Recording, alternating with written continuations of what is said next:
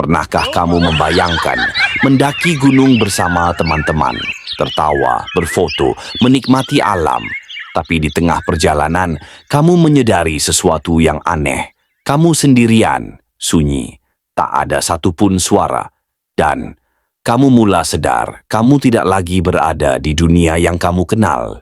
Inilah kisah nyata yang terjadi di Gunung Semeru.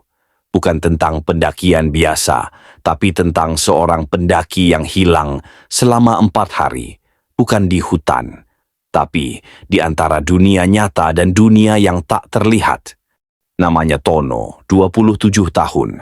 Bersama 5 orang temannya, dia mendaki Gunung Semeru melalui jalur Ranupane. Cuaca saat itu sempurna, langit cerah, jalur aman, semua terasa menyenangkan. Mereka sempat berhenti di Danau Ranukumbolo, memasak mie, berbagi cerita, dan saling bercanda. Tapi Tono merasa ada yang tidak beres sejak awal. Malam itu, saat mereka mendirikan tenda di Kalimati, Tono mendengar suara lembut, seperti bisikan perempuan memanggil namanya. Tono, sekali, 2 kali, berkali-kali. Tapi saat ia menoleh, tak ada siapapun. Teman-temannya hanya menganggapnya penat. Tapi Tono tidak bisa tidur. Esok paginya mereka melanjutkan perjalanan ke Arkopodo. Jalur mulai menanjak, suhu semakin dingin.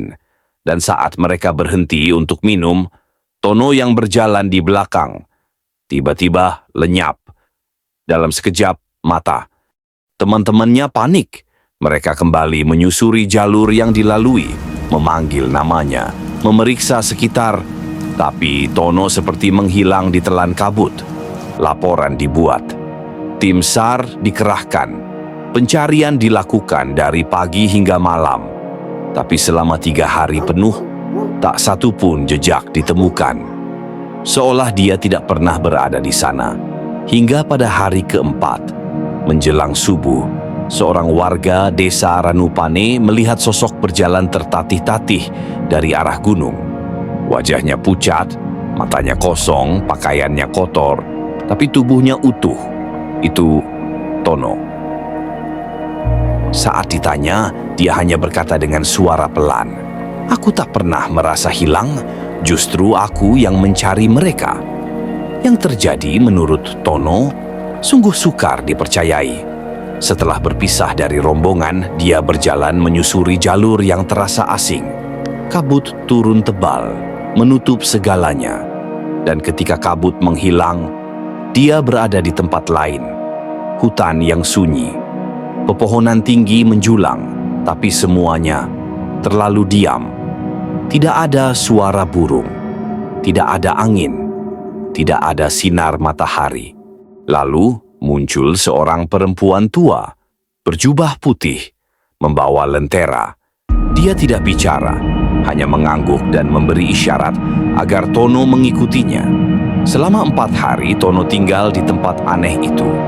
Ia diberi makan, dibawa duduk di pinggir sungai, bahkan mendengar perempuan itu menyanyi lagu dalam bahasa Jawa kuno yang tak pernah dia dengar sebelumnya. Tapi Tono merasa waktu tak bergerak, seolah semuanya hanya satu malam. Ketika dia bangun, dia sudah berada di jalur turun. Tidak tahu bagaimana caranya dia kembali. Yang membuat kisah ini makin mengerikan, pemeriksaan pasca kejadian menunjukkan tubuh Tono dalam keadaan stabil. Tidak lelah, tidak cedera, tapi dia memakai gelang kayu yang tak pernah dia bawa sejak awal. Gelang itu melingkar erat di pergelangan tangan kirinya, dan katanya itu pemberian perempuan tua itu. Warga sekitar percaya Tono tidak tersesat. Dia dipanggil. Ada yang percaya dia telah memasuki dunia lelembut, dunia antara hidup dan mati, dunia yang hanya bisa dijangkau oleh orang-orang tertentu, atau yang sedang rapuh jiwanya. Yang menarik, Tono mengaku sebelum kejadian, dia sering merasa kosong. Ada tekanan batin, rasa bersalah terhadap orang tuanya, dan menurut beberapa orang pintar, Hal itu yang menjadi pintu bagi makhluk halus untuk mendekatinya. Setelah peristiwa itu, Tono tak pernah mendaki gunung lagi. Semua foto pendakian dihapus. Dia juga berhenti bicara soal kejadian itu, kecuali satu hal. Kalau kamu dengar suara yang memanggil namamu di gunung, jangan jawab, jangan toleh, jangan sekali-kali ikut.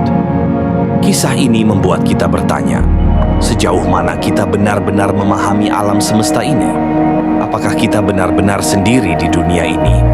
Atau sebenarnya ada mata lain yang memandang dari balik kabut, dari antara pohon-pohon yang kita lewati? Gunung Semeru bukan hanya gunung, ia adalah penjaga. Dan kadang, ia memanggil jiwa-jiwa tertentu untuk masuk, lalu keluar dengan cerita yang tak akan pernah sama lagi. Jika Anda suka video seperti ini, jangan lupa subscribe di balik cerita, karena setiap kisah menyimpan sesuatu yang belum terungkap